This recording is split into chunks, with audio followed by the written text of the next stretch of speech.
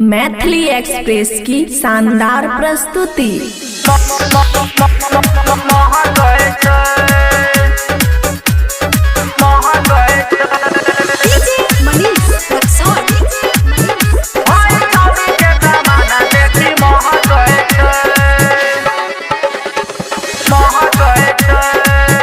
Khushi recording studio Baluaha.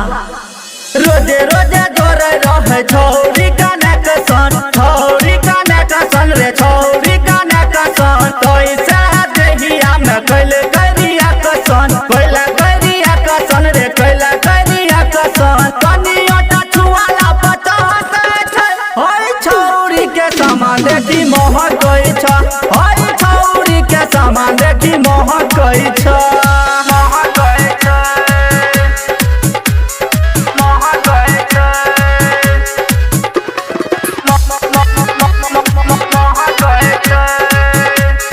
Mix by ताज तन्हा।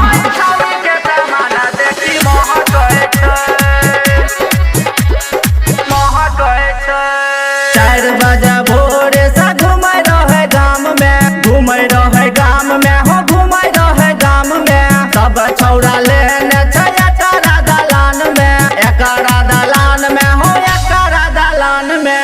कहला पछू छो तब मकै छै, होय छौरी के सामान देखी महकै छै, होय छौरी के सामान देखी महकै छै। खुशी रिकॉर्डिंग स्टूडियो बलुआहा।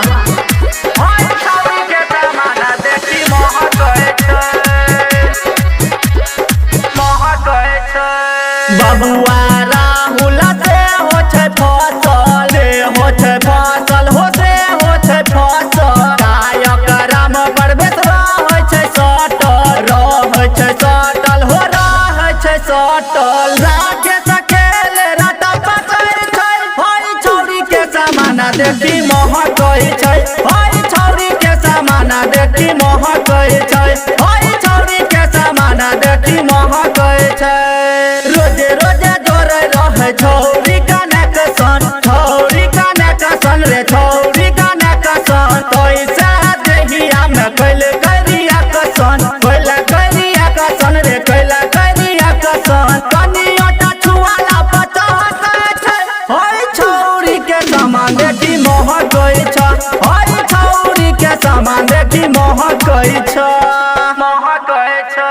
खुशी रिकॉर्डिंग स्टूडियो बलुआहा।